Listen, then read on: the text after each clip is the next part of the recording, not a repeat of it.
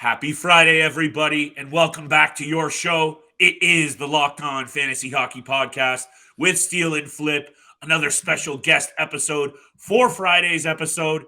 It is Mr. David Crosby of NHL Quick Hits to break down all of your fantasy needs for the upcoming draft season.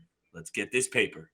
You're Locked On Fantasy Hockey, your daily podcast on fantasy hockey. Part of the Locked On Podcast Network, your team every day.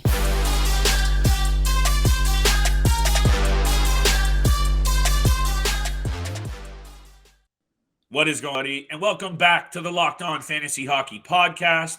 A special episode today with another big-time guest in Mr. David Crosby coming right up. But I got to hit you with the BetOnline news because today's episode is brought to you by BetOnline.net. BetOnline has you covered this season with more lines, props than ever before. BetOnline, where the game starts. Welcome back, David Crosby, second time joining the Locked On Fantasy Hockey Podcast. Thank you so much for taking the time out of your day to join us, talk a little bit about fantasy hockey. We're going to get into a few topics today. We're going to get into some future bets. We're going to talk about some sleeper picks. But first, we got to talk about some guys who are owned 20% or less. Some guys that I'm pretty shocked at to see at this list. But Flip, I'll throw it over to you to take it over for this conversation because I know you want some David's insight on this conversation. Yeah, and David, I really do appreciate your insight. You can check out David across YouTube, NHL Quick Hits. He brings that fire content, but more importantly, this guy knows his stuff when it comes to fantasy hockey. That's why I'm excited to have you back on today, David.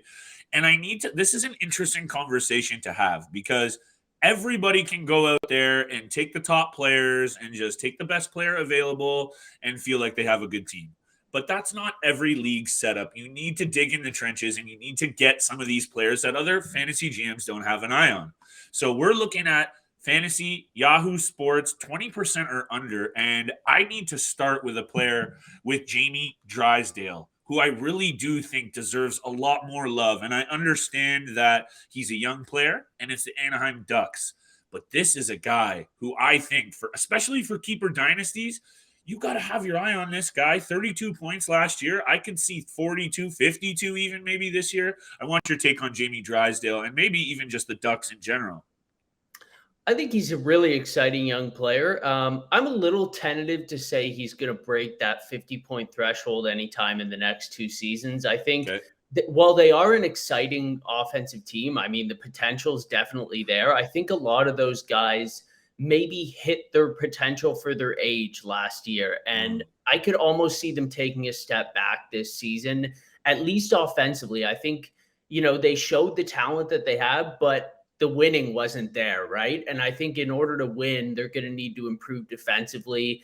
And I could just see the staff focusing on them, making those defensive strides. So I think he's going to get a lot of power play opportunity. I definitely think he's going to be fantasy relevant. He's just not a guy I'd be reaching for in the draft.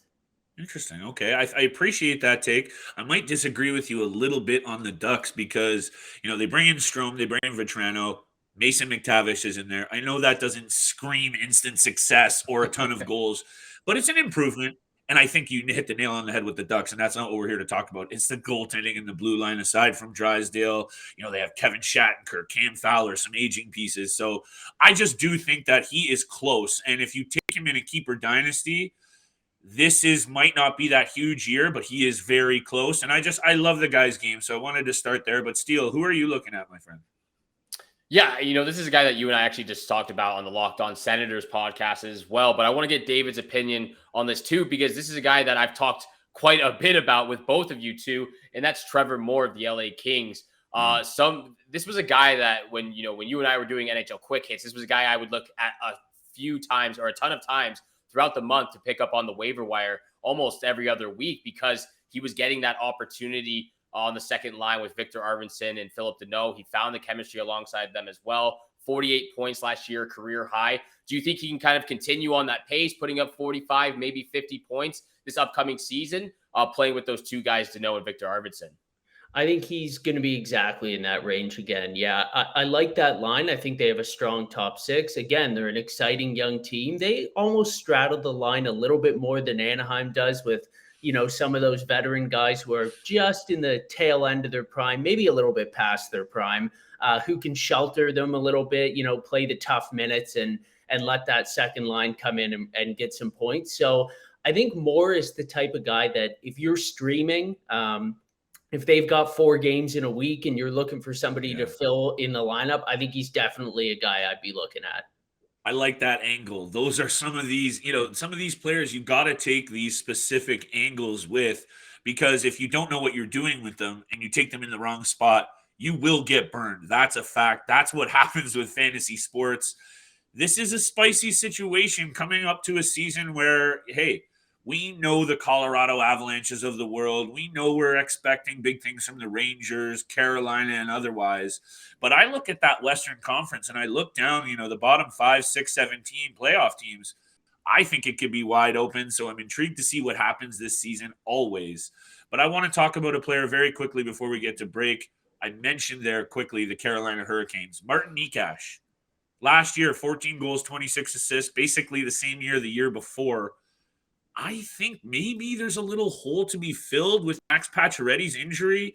I know he plays on the right side, but I think there might be some opportunity for him.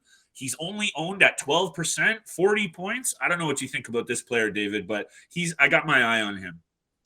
He's the type of player where it almost fits the team so perfectly. Everybody is waiting for Carolina to have that signature season where you can see the talent. You love the team they built. They've got great coaching, but they just can never seem to get it done. And I feel like he's just like that type of player. When you watch him play, he can have his electric moments. He's offensively, he's quite gifted.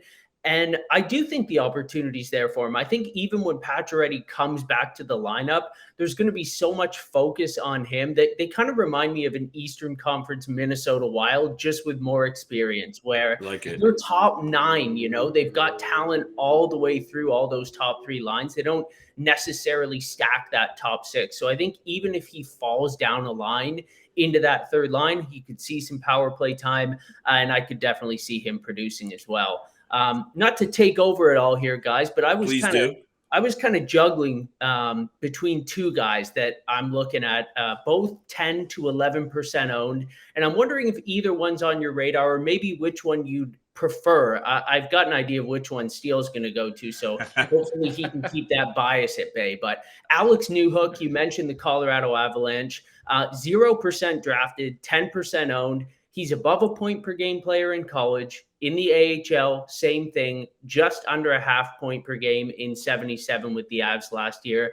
I think he's the top candidate far and away to take that second line center job that Nazem Kadri left. The Avs, they lost a ton of offensive firepower. I think Newhook is going to be the biggest beneficiary on the team. I wouldn't be surprised if he cracked 60 points. And I think, frankly, you could probably get him in the last round, maybe even as a free agent if you've got, a 12-team league. The other guy who I think is in a really similar position, Marco Rossi, 11% owned.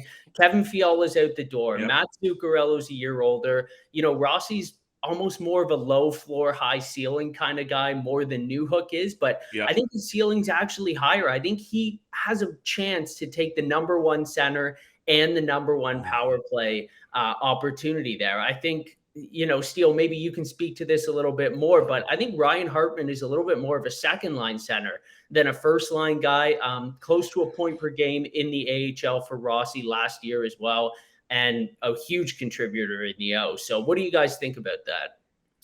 Well, with Marco Rossi, I'm not sure he gets that first center right off the bat. And I do agree with that. Ryan Hartman is probably more set and would fit better in that second center role. But the chemistry he's found with Kirill Kaprizov and Matt Zuccarello is kind of undeniable at this point. And playing with those guys has really elevated his game too. Like, he has a wicked shot now. Like, he was not like that when he was playing with the Chicago Blackhawks, I believe it was just a few years ago, or the other teams he was on. But I think he's really found his groove, and this has this really nice chemistry going along with, obviously, when you play with the talent like Kirill Kaprizov, it's going to elevate your game, but that's exactly what he's done. So I'm not quite sure if I'd go with Ryan Hartman, and I know you're probably thinking that I was leaning towards Marco Rossi, but I think you hit the nail on the head here with Alex Newhook taking that that second line center role and getting that opportunity and potentially getting to 60 points. That's who I would be favoring and prefer probably as of right now, especially with the talent that he's playing with all around him.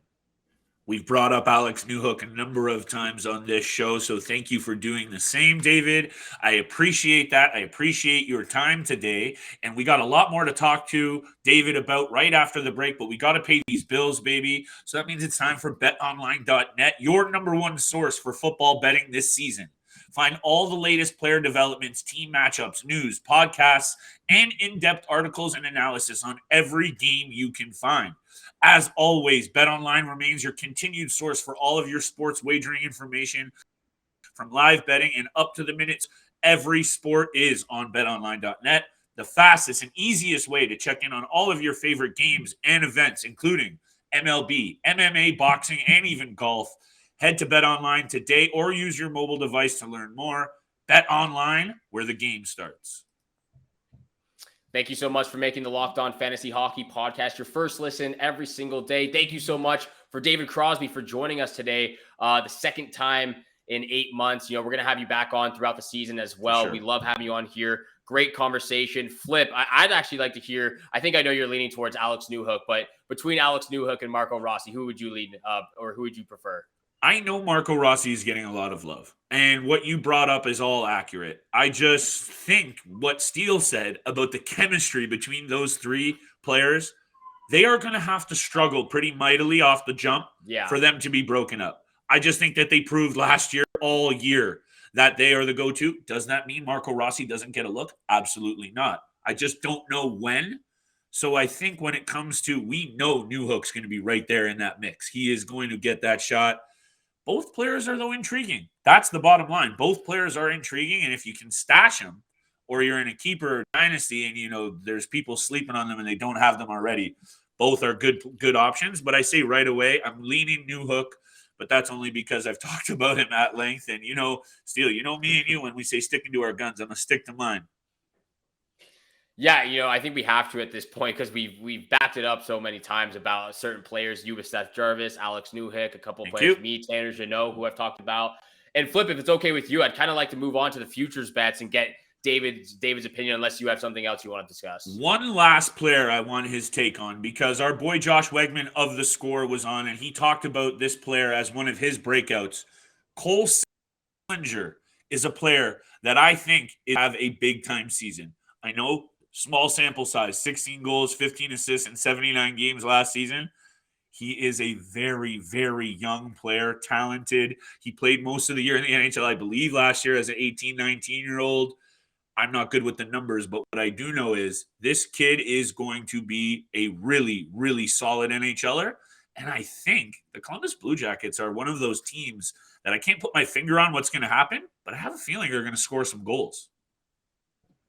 Yeah, I completely agree. I think a lot of people are sleeping on Columbus. And frankly, I was looking at where Patrick Laine was getting drafted today, and I was just shocked. Like, do people think Gaudreau is going to just take all the goals on the team? He's going to make him better, right? I don't really understand that. And I think Sillinger, another guy, similar situation. I feel like they don't really have a number one center. I don't know if Sillinger is going to be that guy. I think if you project his talent out, he could probably get there. He's that type of pedigree, but just to have that opportunity, it's rare you're going to find a guy who might be a number one center by the end of the season on a top power play line, and you're drafting him at the end of the draft. So 100%, if I had a chance to jump on him late, I'd definitely do that. Appreciate that. Steele, take it away, brother. Big time bets, early predictions. Let's get it. Yeah, big time bets, early predictions. I'd like to get both of your opinions on these parlays I just made the other day. And I'm gonna, it's not just hockey. I'm intertwining all four major sports groups, or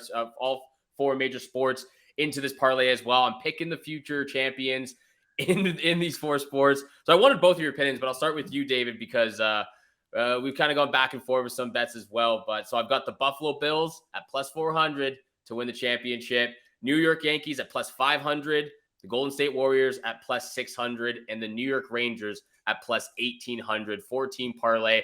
I feel pretty confident about this one. I have another one as well that's a little bit more of a boost odds wise, but I do really feel comfortable with those four selections. It's so interesting right now that I feel like it used to be better to pick some of the long shots and maybe cash out partway through the season or just see if you get lucky with one or two teams. Doesn't it feel like now there's like 4 or 5 teams max who you feel like are really going to be there at the end of the season in all these major sports? And, I can't hate on any of the picks you made. I don't think the Rangers would be my top pick to win. Really? Okay. But I certainly think to juice your odds, the fact that you're picking 3 teams that I think are not consensus favorites, but certainly up there as far as having a really good opportunity to be in the Final Four. I think, the Rangers are a good bet, at least at their odds, probably 18-1, something in that range, maybe 20-1 you put them in. So, I mean, they've got the talent to do it. When you have Shesterkin, I don't know, it's certainly possible. Yeah, really good point. Vezina winner, number 1 goalie in the league right now. Andrei Vasilevsky might have something to say about that, but the conversation could be had. Where I've been looking, aside from I have a bunch of deep sleeper picks, bets, peripheral, Nashville Predators and such. There's 2 teams I'm looking at, one in the East and one in the West. And again, I'm going to keep saying the same thing because I don't want to flip-flop around, no pun intended. It's the Carolina Hurricanes in the East, and it's the Edmonton Oilers in the West. And I know the Oilers take is definitely a bolder one than the Carolina Hurricanes, a much more complete team. I think we can all agree on that. But those are the 2 teams that I think for their odds, and I understand both of them, I believe, are top 7 or something like that for the best odds for the Cup. Those are the 2 teams that if I'm predicting a final, it's Carolina and Edmonton, and I'm fine with sprinkling a little 20 or 30 bet on both.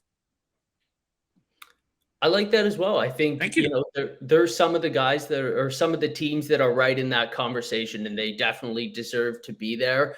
I've been a little soured on champion bets recently, to be honest with you. I mean, I like that you brought up Nashville. They're one of the 3 teams that I've kind of had my eye on. I think Tampa Bay has the best value, 12-1. You can get them at still. I mean, every year we keep expecting them to tail off, get tired, but the fact that the Leafs and the Panthers have shorter odds than the Lightning, to me, makes absolutely no sense. I don't think people come to this show to hear the favorites or, a top 4 team. Nobody likes to bet a team with short odds like that. I think Nashville at 50-1, you kind of nailed that. That's a lot of value. Pittsburgh at 22-1. It's intriguing. I think Malkin could be, better than he was last season, certainly. And anytime you have Crosby in there, in the mix, they've got a chance. A couple sort of random bets that I've been mulling over. It might seem like a waste of time to people to bet any other team than Arizona or Chicago for the worst regular season record. I totally understand that, but their odds are so short. Frankly, it's not even worth it. What about a long shot on a team like Vegas at 80-1? They have the 11th highest odds. I'm not even sure they're a top 20 team anymore. No Pacioretty, no Leonard. What if Eichel gets injured again? If Eichel goes down, I don't think it's ridiculous to think they could be one of the least talented teams in the league. And then Vegas plus 215 to miss the playoffs. I like that one a lot too. I love that. This is why we bring you on the show, David, because that's getting some money of mine. That's for sure. And those are good points. A lot of people are, I think, on the other side of the fence with the Golden Knights this year, expecting maybe a bounce back. A lot of bad hands dealt their way last year from injuries to COVID and otherwise.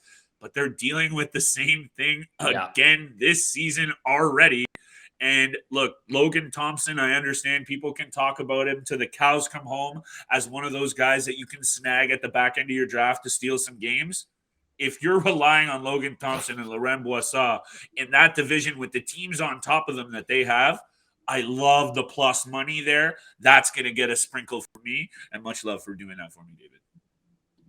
Yeah, I think we're in all consensus that the Vegas Golden Knights are not making the playoffs now. Hey, plus 215, I think you said. I'm hoping they don't because that's about to get hammered.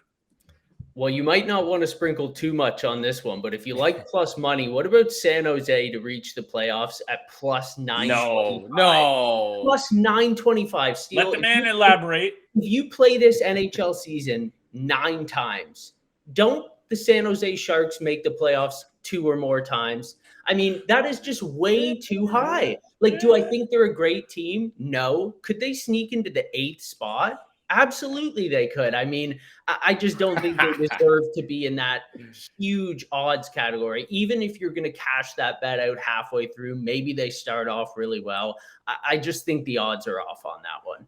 Hey, odds are odds. I'll let Steele take away that take because that is potentially the spiciest one I've ever heard from you. But I like leaving it off on this spicy note because I think right there, I got no follow-ups. Let that one simmer. Let that one marinate for the listeners out there. I'm going to have to do my research on this because the last time I checked, that lineup in San Jose has more holes than, I don't even know what, but it has a lot of holes. And let's see what happens with the San Jose Sharks. That might not be a bet I want to touch with a 10-foot shark pole, but we'll see what happens.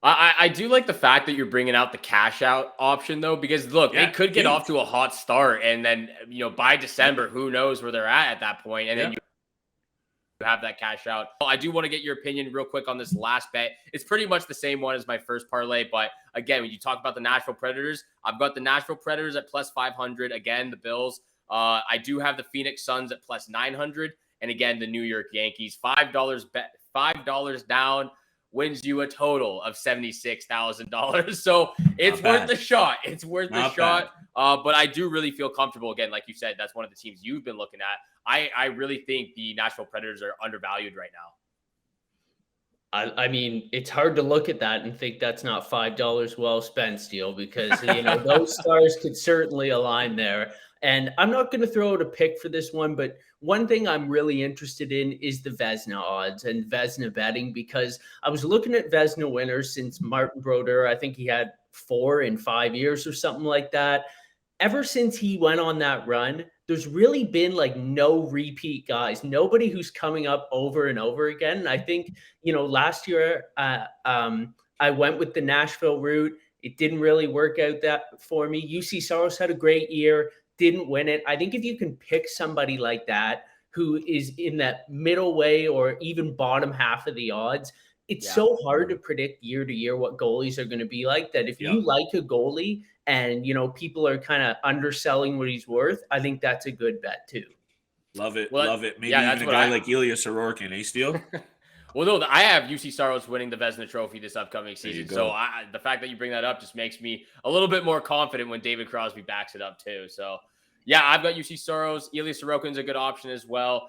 Thank you, David, so much for joining us for today's episode. Thank you guys out there for making the Locked On Fantasy Hockey Podcast your first listen every single day. But for your second listen, go check out Locked On NHL, your daily 30-minute NHL podcast. It's free and available on all podcast platforms, just like this podcast right here. So make sure you subscribe. Make sure you hit the follow button. All the love and all the support. Thank you so much for that. Again, David, thanks for joining us for today's episode. Thank you for your future bets as well. Good luck with all your bets out there, and we shall see you back here again on Monday. Peace.